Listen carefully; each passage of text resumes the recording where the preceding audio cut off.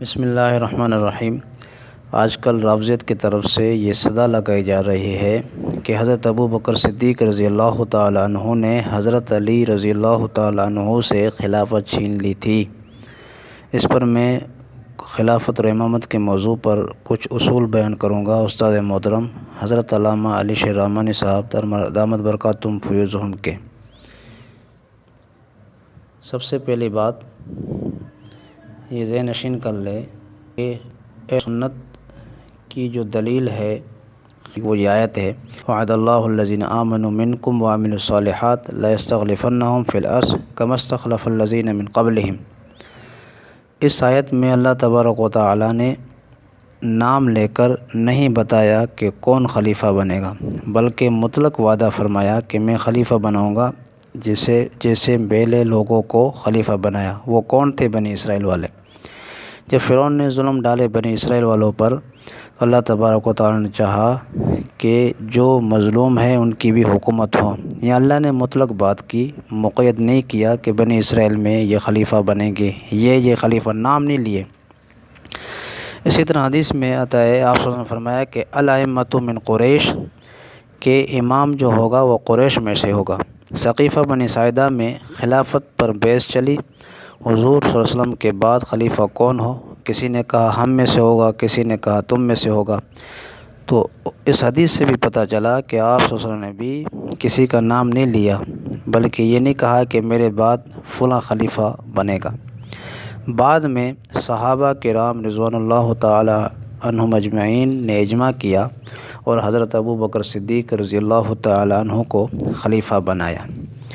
اب اہل سنت کے نزدیک خلیفہ اللہ بھی بناتا ہے، لوگوں کا ہاتھ بھی ہوتا ہے، اور اہل تشیع کے نزدیک خلیفہ صرف اللہ بناتا ہے، اس میں لوگوں کا ہاتھ نہیں ہوتا، یہاں تک کہ رسول کو بھی حق نہیں ہوتا کہ وہ خلیفہ کسی کو بنائے۔ اہل تشیع کی جو دلیل ہے خلافت کی وہ یہ ہے، انی جاعلک للناس اماما قال ومن ذریتی قال لا ینال عہد الظالمین۔ اس آیت کے اندر حضرت ابراہیم علیہ السلام نے دعا کی تھی کہ یا اللہ میری اولاد میں سے کوئی میری امام بنا دے، تو اللہ تبارک و تعالیٰ نے فرمایا کہ میں امام اس کو بناؤں گا جو یعنی ظالم نہیں ہوگا، مطلب گناہ گار نہیں ہوگا، معصوم ہوگا۔ تو شیعہ کہتے ہیں کہ ہمارے جو امام ہیں وہ بھی معصوم ہیں، تو ہم ان کو یہ کہتے ہیں کہ ہم نے آپ سے جو دلیل مانگی تھی وہ خلافت کی تھی، یہ تو امامت والی آیت آپ نے پڑھی، وہ آیت پڑھو جس میں حضرت علی رضی اللہ تعالیٰ عنہ کی خلافت کا ذکر ہو۔ اور دوسری بات، یہ آیت تو حضرت ابراہیم علیہ السلام کے بارے میں ہے۔ حضرت ابراہیم علیہ السلام کے بارے میں اگر آپ اس آیت سے خلافت ثابت کرتے ہو تو پہلے اس کے لیے نبوت شرط ہے۔ بتاؤ کیا حضرت علی رضی اللہ تعالی عنہ خلیفہ بننے سے پہلے کیا نبی بنے تھے؟ اگر نبی نہیں بنے تھے تو خلیفہ بعد میں کیسے بنے؟ یہاں ایک اور بات سمجھ لیں، دو لفظ، ایک خلافت ایک امامت۔ سب سے پہلے ہم رافضیت سے یہ پوچھیں گے کہ خلافت سے آپ کی مراد کیا ہے، حکومت یا دینی رہنمائی؟ وہ حکومت بولے گا تو ہم دیکھیں گے کہ 12 اماموں نے حکومت کی ہے یا نہیں کی ہے۔ 12 اماموں نے تو حکومت نہیں کی۔ وہ بولے گا دینی رہنمائی۔ دینی رہنمائی سے مراد علم ہے، اور علم کوئی کسی سے چھین نہیں سکتا۔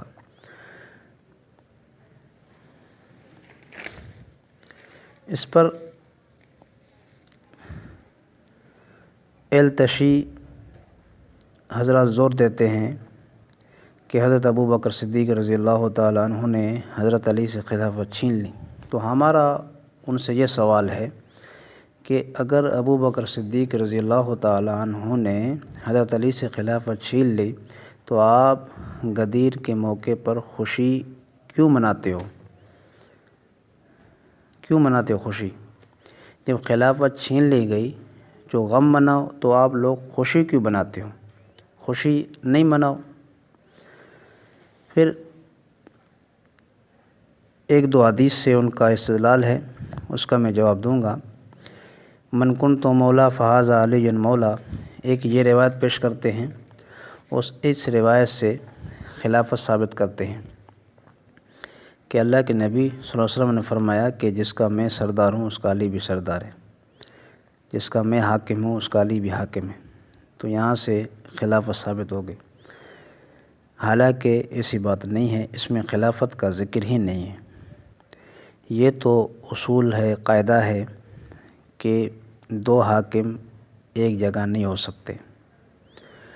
پہلی بات، یہ لفظ جو ہے یہ مولا یہ مشترک ہے، اس کے کئی معنی ہیں، اور مشترک جس کے کئی معنی ہو تو اس سے دلیل نہیں پکڑی جا سکتی۔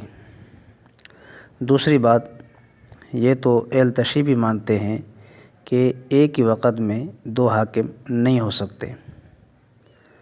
تیسری بات، اس روایت کا کیا مطلب ہے؟ یہ ہے کہ یمن کی طرف سے جو لونڈی آئی تھی، حضرت علی رضی اللہ تعالیٰ عنہ نے بغیر کسی تقسیم کے اپنے پاس رکھا، تو لوگوں نے آپ صلی اللہ علیہ وسلم سے جا کر شکایت کی۔ اللہ کے نبی نے فرمایا من کنت مولا فہذا علی مولا، جس کو میں محبوب ہوں اس کو علی بھی محبوب ہو۔ مطلب جس طرح تم مجھ پر کوئی اعتراض نہیں کرتے ہو، اس طرح علی پر بھی کوئی اعتراض تمہیں نہیں کرنا چاہیے۔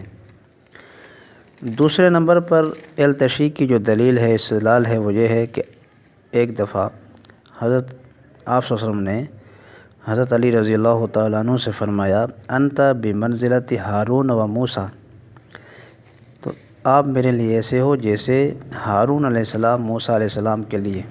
تو اس سے معلوم ہوا کہ حضرت علی رضی اللہ تعالیٰ عنہ نبی صلی اللہ علیہ وسلم کے بعد خلیفہ ہے۔ حضرت ہارون تو حضرت موسیٰ علیہ السلام کے نائب تھے۔ ہم کہتے ہیں کہ اس حدیث سے، اس روایت سے حضرت علی رضی اللہ تعالیٰ عنہ کی خلافت کا یعنی انکار ہونا لازم آتا ہے۔ وہ اس طرح کہ حضرت موسیٰ علیہ السلام سے پہلے ہارون علیہ السلام کا انتقال ہو گیا تھا، اور خلیفہ پہلے نہیں بنتا بلکہ خلیفہ بعد میں بنتا ہے۔ تو یہ استدلال بھی باطل ہو گیا۔ تیسرے نمبر پر ان کا جو استدلال ہے وہ یہ ہے واقعہ کرتاس، کہ آپ صلی اللہ علیہ وسلم نے کہا کہ کاغذ اور قلم لے کر آؤ۔ اب کاغذ اور قلم آپ صلی اللہ علیہ وسلم نے کیوں منگایا؟ اس میں خلافت لکھ کے دے رہے تھے حضرت علی رضی اللہ تعالیٰ عنہ کے نام کی، تو حضرت عمر نے اس کو روکا۔ حضرت عمر رضی اللہ تعالیٰ عنہ نے اس وجہ سے آپ صلی اللہ علیہ وسلم کو روکا کیونکہ حضرت عمر رضی اللہ تعالیٰ عنہ نے آپ صلی اللہ علیہ وسلم کی آخری وقت کو دیکھ لیا کہ آپ بستر پر پڑے ہوئے ہیں اور آپ مریض ہیں، بیمار ہیں۔ اس لیے حضرت عمر رضی اللہ تعالیٰ عنہ نے فرمایا حسبنا کتاب اللہ، ہمارے لیے تو کتاب ہی کافی ہے۔ اب اگر یہاں حضرت علی رضی اللہ تعالیٰ عنہ کی خلافت لکھ کے دے رہے تھے تو ہمارا یہ رافضیت کے سوال ہے،